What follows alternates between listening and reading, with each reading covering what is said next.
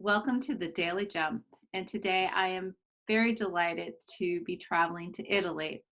The person that our special guest today is Flavia. Have I said it right? Yes. Yes. And I was inspired to ask her if she would be willing to be our special guest on the Daily Jump today because of her Facebook posts. She has been posting regularly, which isn't something that she normally does. But what she has shared with me is that because of her knowledge and access to a lot of science um, papers and her passion for that, she's felt it's her responsibility at this time to bring forward what she knows and what she's reading and put it into layman's terms. She is a mom of two beautiful daughters, and her husband is a physician. So I can only imagine the richness of your conversations at home at this time.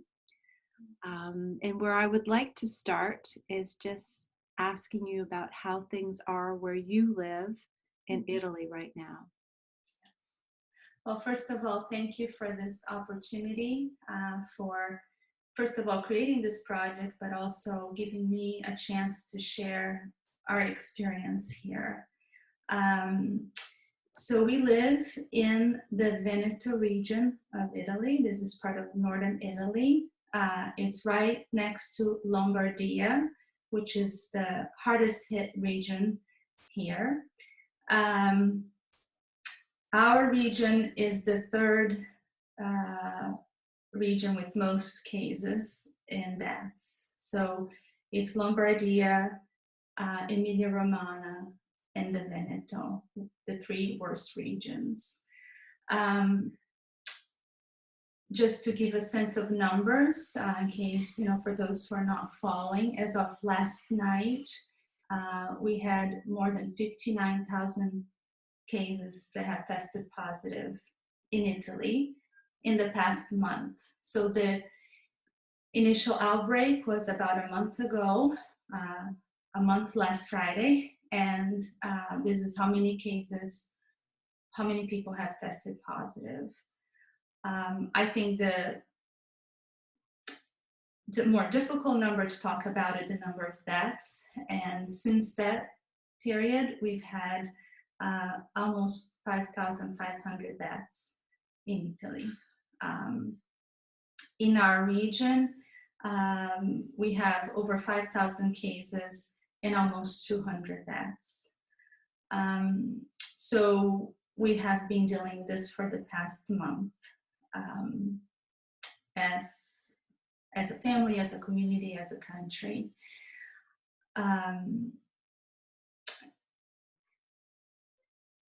And we have also been dealing with the social distancing piece and the school closures for about that long. So I'm happy to talk about that too, if you'd like me Yeah. to. So the schools closed officially in Italy in the 2nd of March. So that's a month ago, essentially. The week prior to that is when things really started happening. And some schools actually closed then, but that was actually a week of holiday for many Italian schools. So we ourselves were away during that week. And then when we came back, the schools started closing. And Italy really took a stepwise approach to social distancing and lockdown. So about the 7th or 8th of March is when they locked down some of the regions that were mostly hit by the COVID-19 outbreak. And then a few days later, they actually came out with the whole country lockdown. So we have been on a lockdown since the 12th of March, which is a very different idea than social distancing. And I'm not sure that people appreciate. So we had the social distancing rules before in place. But that allowed us to go out and go on bike rides and go on walks. Uh, Now, for the past weekend, some days, we have been really on a lockdown, which is very different. So can you tell us a little bit about how that is different? What are the rules that Hmm. you are now following, and how is it maybe being enforced a little bit too? Yes. So what that means is um, we can go to the supermarket and we can go to the pharmacy and we can go out of our house for a health related reason. And we can go take a dog. If you have a dog, you can take your dog on a walk in a 200-meter perimeter around your house. You could go maybe for a walk or a jog in this 200-meter perimeter, but they discourage you from doing that. Mhm. Um, when people go to the supermarket or the pharmacy, or even to take the dog out, they want one person per family to be out. So they don't want you to go with your family to the supermarket. It's one person per family. Mhm. We are at all times when we do these, we have to carry with us a declaration that we complete. So we say why we're going out and where we're going. And we have to carry our passports with us so that if the police is out, they have been out checking, they will stop you and they'll ask for that information. Mhm. Uh, if if you don't have that information, or if they don't find the information to be truthful, they can fine you. And they have been enforcing this through fines. Mhm. And from your windows, I assume, have you been finding, or I guess you're getting the media as well, are you finding it to be successful, these new measures? Well, I think from a numbers standpoint, what we are following and hearing is that it may be a little bit too early to Yeah. tell. Um, they have all kinds of mathematical models, and I think in China, they really only saw change after about 12 days, 2 weeks. But they shut down when their numbers were much lower than the numbers were here in Italy. So Okay. it's it's really a day by day monitoring and trying to see. There has it seems that there is being a little bit dropped in the percent increase, but I don't think anybody's making conclusions about that. Yeah. That's about the numbers. But in terms of what the town looks like, the sounds, it's a very different experience. It's quiet. So we live downtown. We live in an apartment within the walls of the old city. So we are in the middle of the city. So in any given day, I hear a lot of chatter coming up, from the streets. The grandmas going to the market, the kids coming out of school. I mean, the church bell is right here. Yeah. Um, and all that's gone. It's quiet. Wow. Uh, it's quiet. And we do have a dog, so we get to go outside with her. And there are people out taking their dogs. Many people are wearing masks, whether that is helpful but it's a way that they are finding to cope with this. But it's a different feel. It's a different reality for sure. So how about inside your home? And how is that going with your children? And maybe you want to start with talking about the beautiful painted banner behind you. Yeah, actually, so I think many people know about this now, that the children in Italy have started this campaign, and they paint a rainbow hearts with rainbow colors, and it says "Andrà tutto bene," which means everything will be all right. And this was made by my oldest daughter, who Wow. is 11. But the nice story behind this is that and our apartment is a corner. We actually have many windows, and she was trying to decide where she was going to hang it from, which window. And she has been developing a relationship with an older woman, an old lady who lives across the street from us. Every time she sees the lady, she waves, and then she opens the window and says, "How are you?" They exchange a few words. And so I think it was 2 days ago, she decided she was going to hang on the window facing the lady for her. And then yesterday, she hadn't seen the lady, but yesterday my husband was standing by the window and she waved to him and started making conversation. So we went over there and she's like, "So beautiful." And then we told her that Anna, my daughter, had placed it there on purpose so she could see it.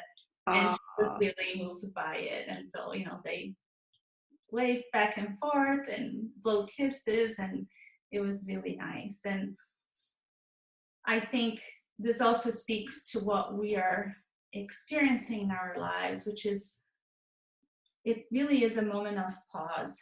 A pause of, for thinking how we live our lives, how we have lived our lives until now, and how we can make these meaningful connections. It gives you pause to think about what is really important, you know. And it's a funny thing to say because what we're missing is the connection with the people. I miss going to the lady where I buy my fruit and vegetables. I miss talking to her. I miss seeing the people I see every day. I miss seeing the parents at school. So many people that are part of my life and my routine. But on the other hand, it really gives you pause to think about the connections, that you can make.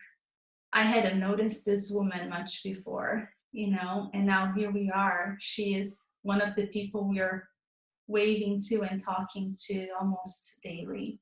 mhm. So I think it's important to seize the moment from that perspective, to really think about uh, how we can make the best out of the situation. And I've thought about this, and to me, it's almost like, when people go through hardships, maybe the death of a loved one, or illness, or war, or whatever it may be, Mhm. I think it gives that person or that family that moment of pause. I think we've all had those moments where we stop and we think, what's really important? Should I really be worried about this? Should I really be upset with my child about this? But I think the difference in this is that it's a collective pause. Yeah. It's a pause for a lot of us, and I I think if we can seize this pause, this moment as humankind, for the people who are living through this, I think we could really make something amazing out of it. I don't know what that is, but to really sort of think about what's really important for us as humans. I think that's really beautifully put. So part of my background is uh, kind of a deep spiritual side where for years I've been doing silent retreats regularly. I've got someone that I've studied with for years who facilitates that type of retreat. And um, that's basically what we've been invited globally to do right now is to retreat. Yes. And we've been invited to come in contact with ourselves more deeply, I think. Mm-hmm. And in my experience, you know, it's when you do that, uh, it's kind of stages that you go through. The first stage is a little bit of relief and having some stillness and quiet. Yeah. Um, then, a little bit of fortitude to keep going. usually a day of the shit hitting the fan where you come up against things that are uncomfortable. Yeah. Um, and then comes great creativity. Hmm. Those are kind of some of the seasons of retreating. And uh, I think that we are, while we're thinning down who we are socially interacting with, it's giving us that kind of inner pause to reprioritize and then express from that new place. And Yeah. that's what I hear you doing in your weeks ahead of where we are. So I'm physically located in Washington, D.C. Hmm. Um, and we're at the week of having trying the social distancing, and we'll see where we end up. So one of the things you were talking to me before we started the interview was about your children and how they're handling it. So maybe from a mom's perspective, um, how things have gone, to maybe give us some light Yeah. as to the road ahead for us. Yes. Yes. So what happened to us, as I mentioned, is we were on vacation the week prior to when the school closures and social distancing rules really started. We were in Switzerland. We drove back to Veneto, and then the school closures and social distancing started. So I mentioned this because I think, unlike many people and friends I have, we really didn't prepare for this. You know, we didn't run to the library and get a bunch of books. We didn't go get school supplies. In fact, we don't have a working printer. And so being created that way too. Um, so I look back and I think actually that was a blessing for us, because from the beginning, we created some schedule, but so we had some routine, so we were having, our healthy meals when time for meals come around.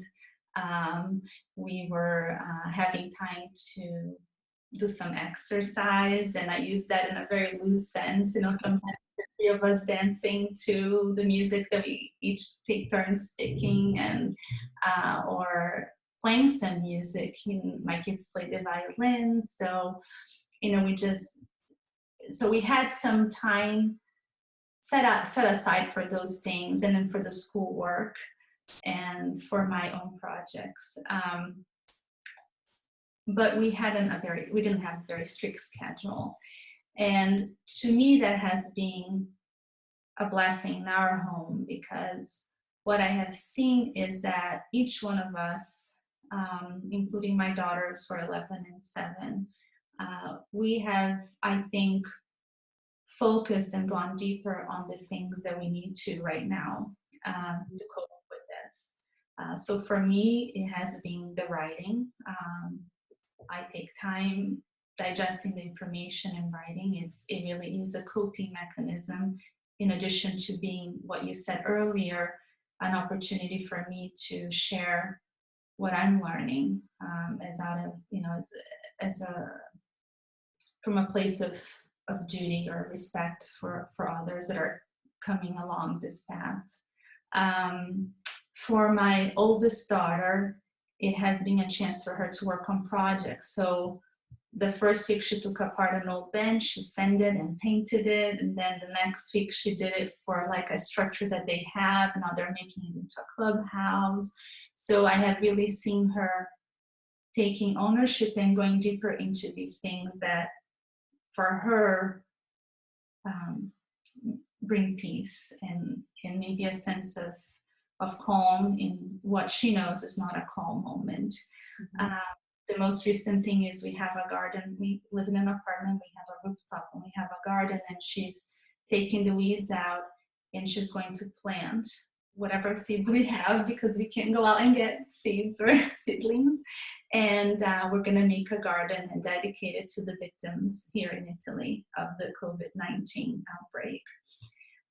For my youngest daughter, has been through her imagination playing. You know, she plays a lot, and I hear her, what she's saying in the background, and I think it's been her way of coping with this.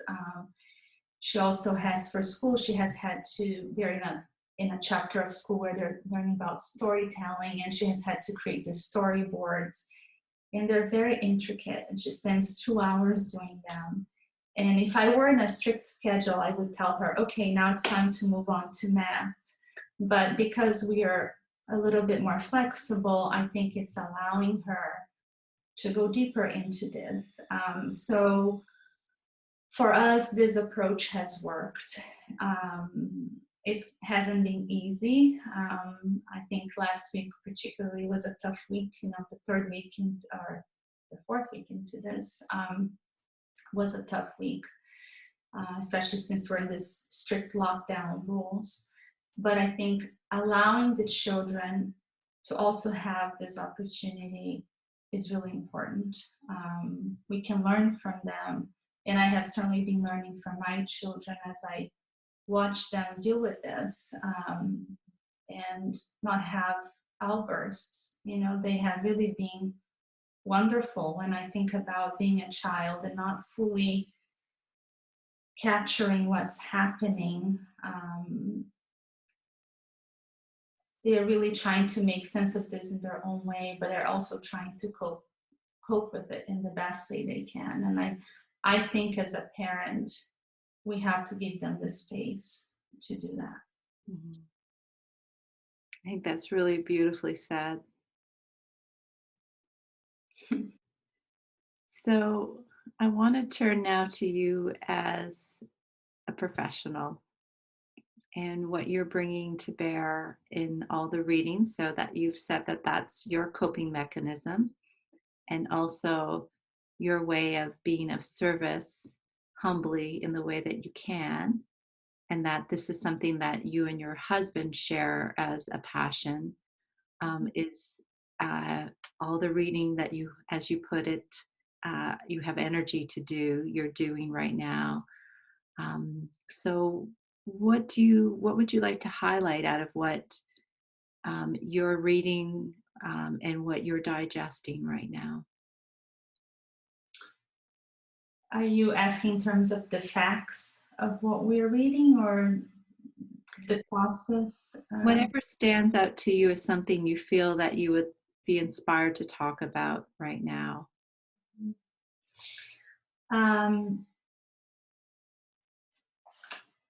I'll talk a little bit about the process, and then we can talk about the facts as well. I think in a very strange way, it's been wonderful for my husband and I to share this passion and to be in this together, especially since we're not out and talking with other colleagues as much.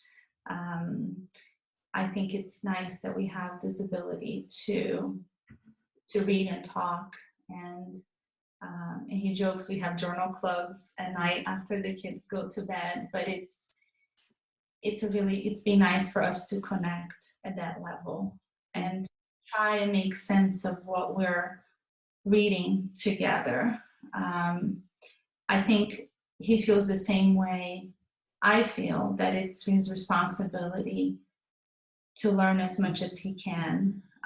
And that's one thing I have felt very strongly. I've put this on my post from the beginning. There are a lot of really smart people working hard to understand the virus, to understand how it's passed, to understand all the statistical numbers, fatality rate, mortality rate. And I think we really have to listen to these people. This is a lifetime of work for some of them. And and they're sharing what they know in a really wonderful way. If you think how even in science we're so connected, and these papers are coming out so quickly, and it's incredible the moment we are at in science. And I have a lot of respect for the people doing the work, and I think we collectively need to listen to what they are saying. Certainly politicians, but also we as citizens Yeah. pay attention. Mhm. And I think that's why even early on, my husband and I felt this sense of this is not, this is different. We felt that the COVID outbreak was different.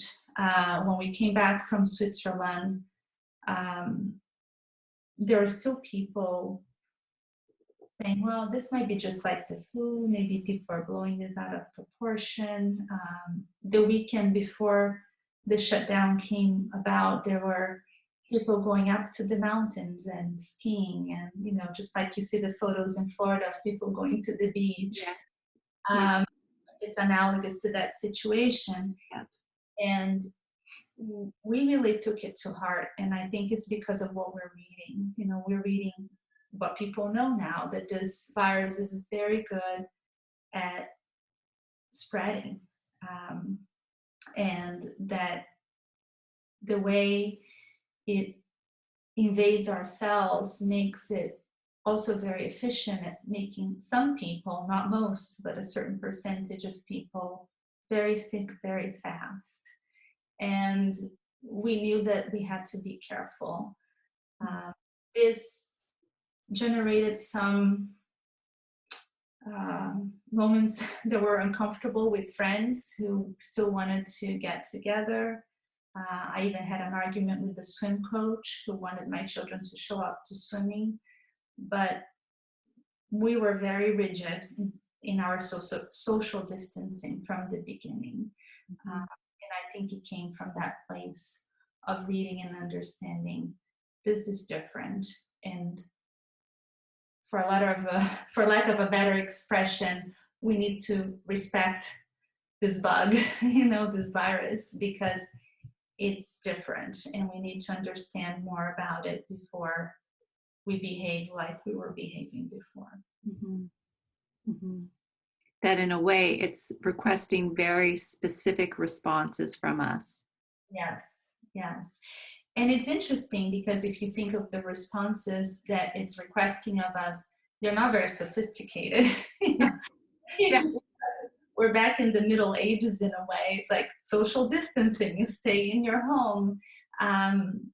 But I think this is what we need to do for two reasons.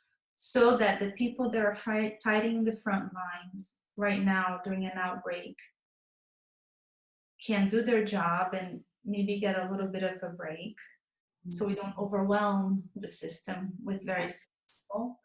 And I think the other reason is to allow those who are working in labs to do their job also and try to move along our understanding of the virus, move along vaccine trials, and so forth. So I think it's, again, collectively, we're in this together, and if we can do our part, we can also allow others who are truly in the front line of this outbreak to do their job.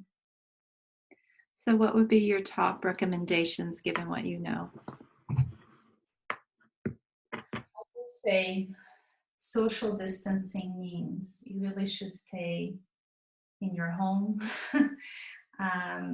You really shouldn't be going to each other's house for dinner or having play dates, even if you are, 2 meters apart.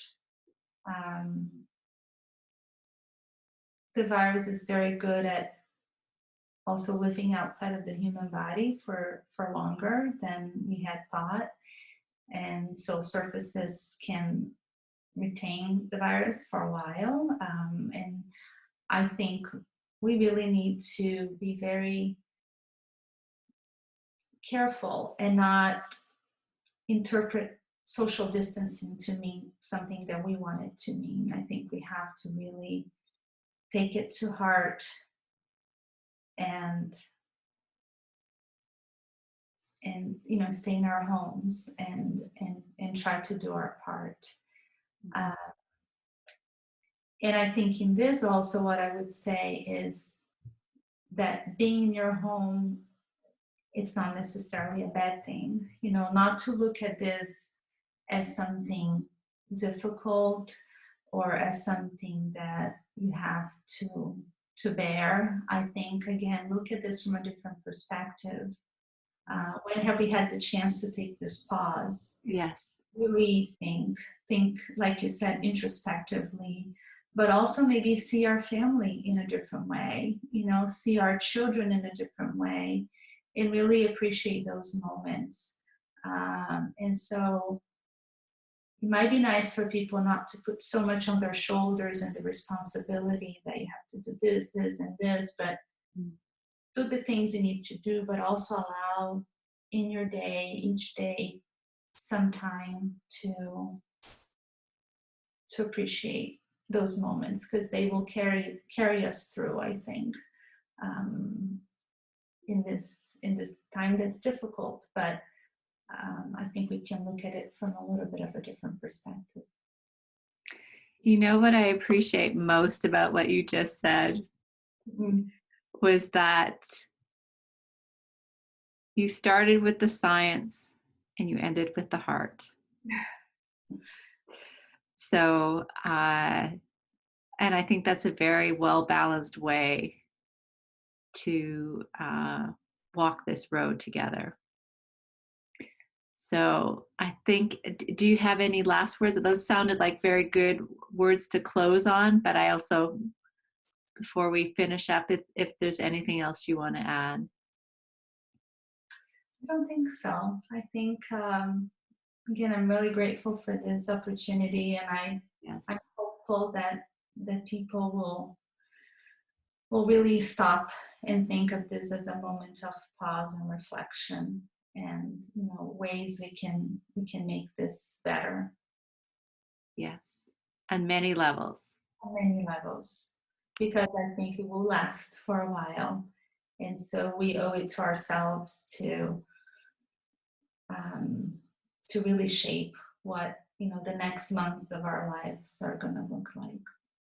Yeah, and that kind of brings me back to something I was talking to you about before we started, was that the importance now of not just adapting to the situation, but to creating what you feel needs to be created, to be, instead of coping with it fully. I mean, there's a important place for that coping, but the coping, if it's the way you were talking about it, was almost like a place of creativity, Mhm. right? What you were reflecting on in your children and calling coping was them expressing, Yes. was them using their creativity to work with what was in front of them.